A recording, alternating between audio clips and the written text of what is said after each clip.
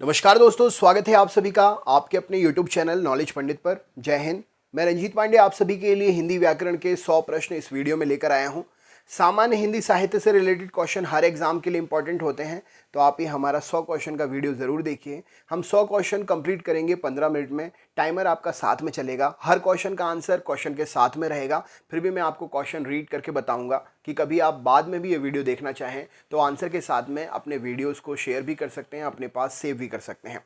Channel पर अगर हमारे नए हैं आप तो सब्सक्राइब जरूर कर लीजिएगा, बेल आइकन ऑन कर लीजिएगा, वीडियो को लाइक जरूर करें और शेयर जरूर करें अपने ग्रुप में। तो चलिए हम शुरू करते हैं हिंदी साहित्य के 100 इंपॉर्टेंट क्वेश्चंस। हिंदी सबसे पहला प्रश्न ये रहा आपके सामने। टाइमर स्टार्ट कर देते हैं। निम्नलिखित में से कौन अयोगवाह है? तो यहाँ पर विसर्ग जो है ये अयोगवाह का उदाहरण है, राइट आंसर हो जाएगा। अगला क्वेश्चन देख लेते हैं। किस क्रमांक में ई स्वर का सही उच्चारण स्थान है? तो यहाँ पर आपके पास 4 ऑप्शन हैं और आपको ई का सही उच्चारण स्थान बताना है। तो यहाँ पर राइट आंसर हो जाएगा ई का सही उच्चारण तालु से है, राइट आंसर हो जाएगा। नेक्स्ट क्वेश्चन देख लेते हैं। व्यंजन वर्गीकरण की दृष्टि से ल व्यंजन किस वर्ण भेद में रखा जाएगा? तो व्यंजन वर्गीकरण की दृष्टि से ल व्यंजन जो है वह तस्य वर्ग में रखा जाएगा। अगला क्वेश्चन है, श वर्ण किसके योग से बना हुआ है? तो छ वर्ण जो है क और श के योग से बना हुआ है, राइट आंसर है ऑप्शन नंबर ए, क और श। नेक्स्ट क्वेश्चन देख लेते हैं। अगला प्रश्न है, निम्नलिखित में से कौन सा वर्ण उच्चारण की दृष्टि से दंत्य नहीं है?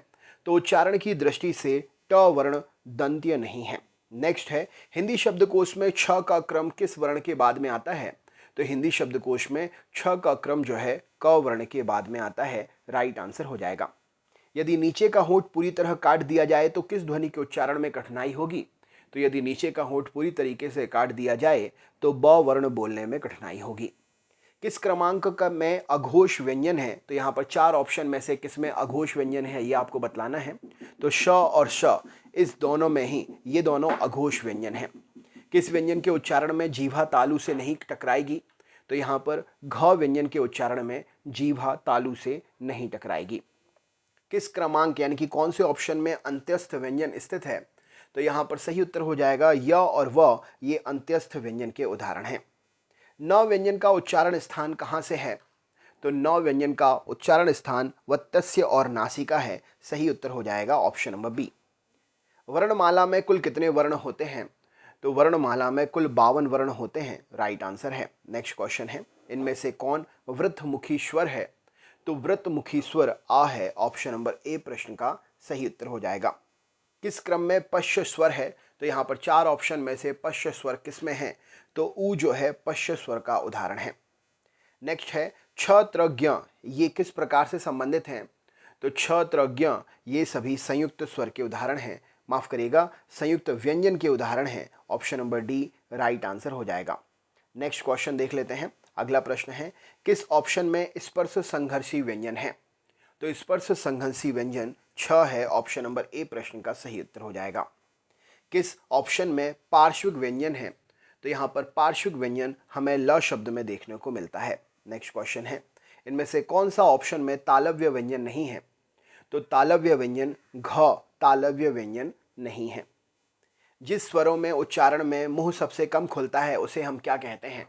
तो जिन स्वरों के उच्चारण में मुंह सबसे कम खुलता है उन्हें हम संवृत स्वर कहते हैं। नेक्स्ट क्वेश्चन है, न व्यंजन का उच्चारण स्थान कहाँ से है? तो न व्यंजन का उच्चारण स्थान वत्स और नासिका है, राइट आंसर हो जाएगा। पुरोधा शब्द में कौन सी संधि होगी? तो पुरोधा शब्द में विसर्ग संधि होगी, option number D right answer है।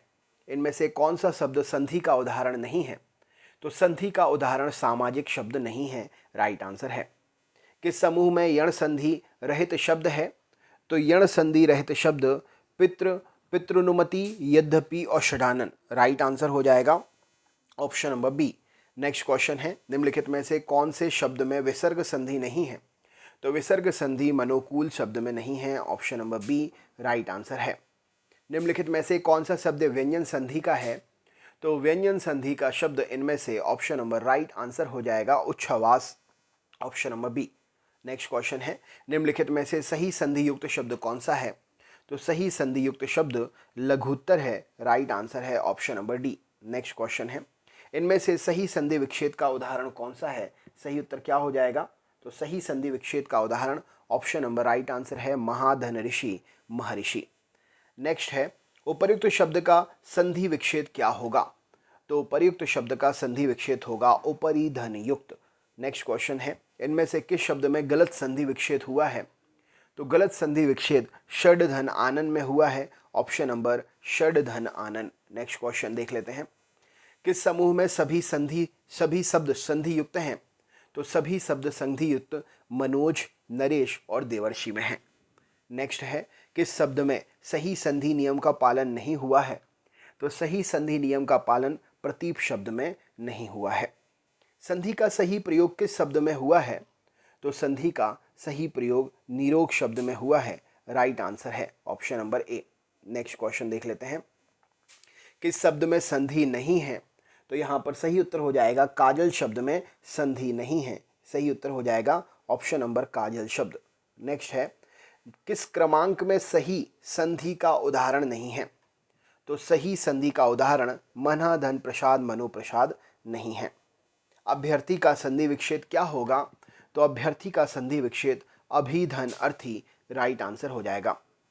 किस क्रमांक संरचना में शब्दगत संरचना में संधि नियम का अपवाद है?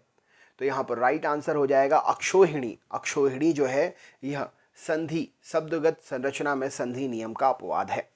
नेक्स्ट है घुड़दौड़ का सही संधि विच्छेद क्या होगा?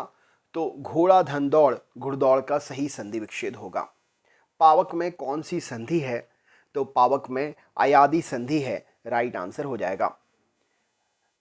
विपद जाल में कौन सी संधि है? तो विपद जाल में सही संधि विच्छेद हो जाएगा व्यंजन संधि का, ऑप्शन नंबर ए सही उत्तर है। प्रत्युपकार में कौन सी संधि है? तो प्रत्युपकार में यण संधि है, राइट आंसर है ऑप्शन नंबर यण संधि। नेक्स्ट है नयन में कौन सी संधि स्थित है? तो नयन में अयादि संधि स्थित है, ऑप्शन नंबर ए सही उत्तर है। धनुष टंकार में कौन सी संधि स्थित है? तो धनुष टंकार में विसर्ग संधि स्थित है। परस्पर में कौन सी संधि है? तो परस्पर में भी विसर्ग संधि है, ऑप्शन नंबर डी सही उत्तर हो जाएगा। दिग्दर्शक में कौन सी संधि है? तो दिग्दर्शक में व्यंजन संधि है, option number D right answer है। यद्यपि में कौन सी संधि है? तो यद्यपि में यण स्वर संधि है, राइट आंसर हो जाएगा। गिरीश शब्द में कौन सी संधि है? तो गिरीश शब्द में दीर्घ स्वर संधि है। नेक्स्ट क्वेश्चन है भानुदय में कौन सी संधि है? तो भानुदय शब्द में भी दीर्घ स्वर संधि है। बहिरंग में कौन सी संधि है? तो बहिरंग शब्द में विसर्ग संधि है। अनुष्ठान का सही संधि विच्छेद क्या होगा? तो अनुधन स्थान अनुष्ठान का सही संधि विच्छेद होगा। किस क्रम में गुण संधि नहीं है? तो यहाँ पर सही उत्तर हो जाएगा भूर्ध्व, ऑप्शन नंबर डी भूर्ध्व ऑप्शन में गुण संधि नहीं है।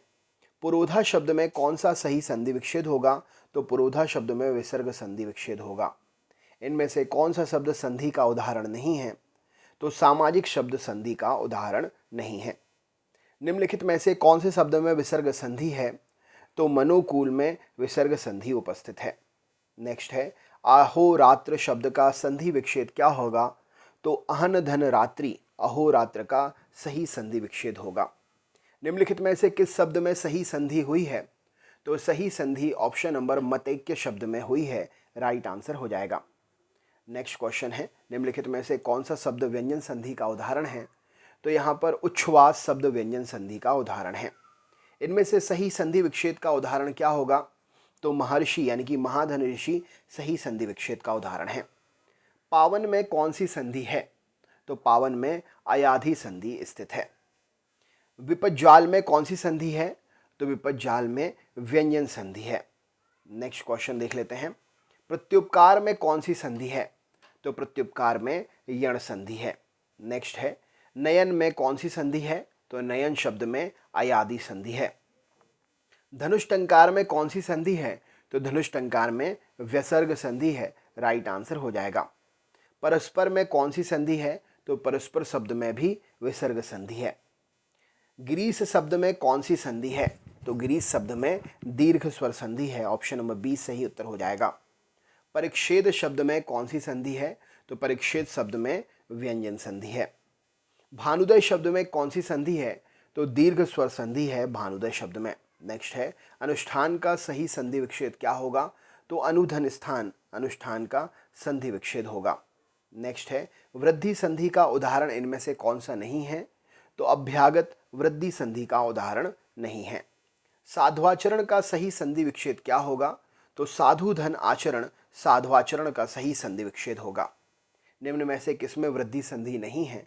तो वृद्धि संधि महाधन ऊर्जा में नहीं है, राइट आंसर हो जाएगा। कर्म तत्पुरुष समास का उदाहरण इनमें से कौन सा है? तो लोमहर्षक ये कर्म तत्पुरुष समास का उदाहरण है, राइट आंसर हो जाएगा। नेक्स्ट है अंधविश्वास में कौन सा समास है? तो कर्मधाराय समास है अंधविश्वास में। जिस पद में दूसरा पद प्रधान होता है उसे हम क्या कहते हैं? तो वह तत्पुरुष समास कहलाता है। राज्यसभा शब्द में कौन सा समास है? तो राज्यसभा शब्द में तत्पुरुष समास है। इनमें से कौन सा सामासिक पद नहीं है? तो सामासिक शारीरिक शब्द सामासिक पद नहीं है। यथाशक्ति शब्द में कौन सा समास विग्रह है? तो यथाशक्ति शब्द का विग्रह शक्ति के अनुसार, राइट आंसर हो जाएगा। किस समस्त पद में तत्पुरुष समास नहीं है? तो इसमें से ऑप्शन में से राम लक्ष्मण में तत्पुरुष समास नहीं है।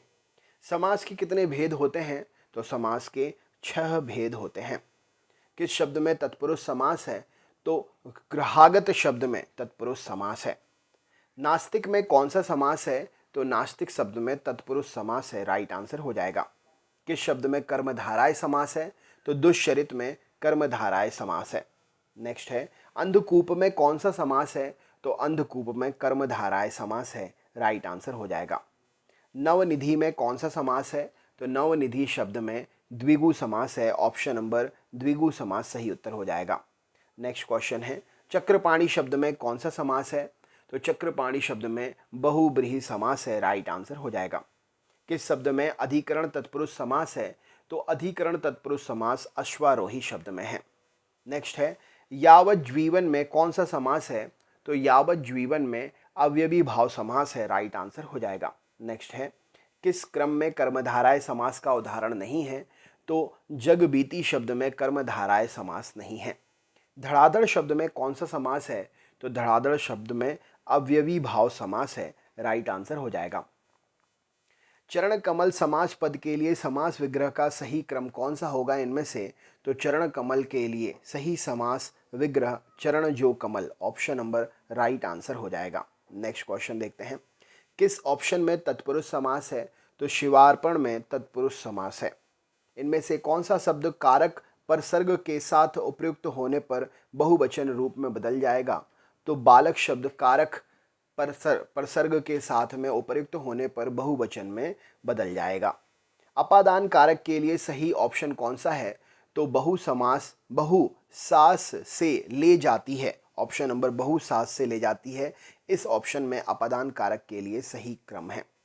राजा सेवक को कंबल देता है वाक्य में रेखांकित शब्द के लिए कारक का सही ऑप्शन कौन सा है? तो राजा सेवक को कंबल देता है, ये संप्रदान कारक का उदाहरण है। नेक्स्ट है झगड़ा मेरे और उसके मध्य में था, इनमें कौन सा समास है? तो कौन सा ऑप्शन है?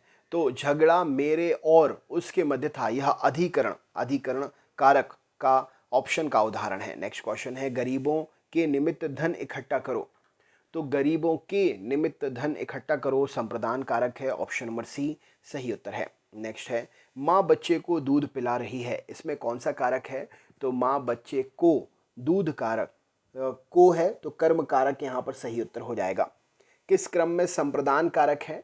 तो ऑप्शन यहाँ पर गरीब के निमित्त वस्त्र दान करो, इस ऑप्शन में संप्रदान कारक है। नेक्स्ट क्वेश्चन है वीरों ने देश के लिए देश हेतु बलिदान दे दिया, वीरों ने देश के हेतु बलिदान दे दिया, इसमें कौन सा कारक है? तो वीरों ने देश हेतु बलिदान दे दिया संप्रदान कारक है, राइट आंसर हो जाएगा। जिस वस्तु पर क्रिया के व्यापार का फल पड़ता है उसे सूचित करने वाला संज्ञा रूप कौन सा कारक कहा जाता है? तो जिस वस्तु पर क्रिया के व्यापार का फल पड़ता है उसे सूचित करने वाले संज्ञा रूप को हम कर्म कारक कहते हैं, राइट आंसर है। नेक्स्ट है देवेंद्र मैदान में खेल रहा है, इस पंक्ति में कौन सा कारक है? तो देवेंद्र मैदान में खेल रहा है, इस पंक्ति में अधिकरण कारक है, ऑप्शन नंबर राइट आंसर हो जाएगा डी। तो दोस्तों ये थे 100 क्वेश्चन, जैसा कि मैंने आपको कहा था 15 मिनट में क्वेश्चन कंप्लीट कर दूंगा। वीडियो कंप्लीट हो गया। अगर आप चैनल पर नए हैं तो रोज़ इसी प्रकार के वीडियो प्राप्त करने के लिए अलग अलग टॉपिक्स, अलग अलग सब्जेक्ट के हमारे चैनल को सब्सक्राइब करके बेल आइकन ऑन कर लीजिएगा। वीडियो को लाइक करना ना भूलें और शेयर ज़रूर करें। मिलते हैं नेक्स्ट टॉपिक में। अपना ख्याल रखें, मस्त रहें, स्वस्थ रहें, जहाँ भी रहें ज़बरदस्त रहें। हमारे और भी वीडियोस देखने के लिए हमारे चैनल की प्लेलिस्ट में जाकर आप विजिट ज़रूर करें। अपने दोस्तों को भी ज़रूर शेयर करें। तो चलिए मिलते हैं नेक्स्ट वीडियो में। आपके लिए तीसरा लास्ट वीडियो जो मिलेगा उसमें आपके लिए जीके के क्वेश्चंस रहेंगे और 150 क्वेश्चन का वीडियो रहेगा, तो वो देखना ज़रूर और अपने दोस्तों को भी शेयर करना। मिलते हैं नेक्स्ट वीडियो में। बहुत बहुत धन्यवाद। आपका दिन शुभ हो।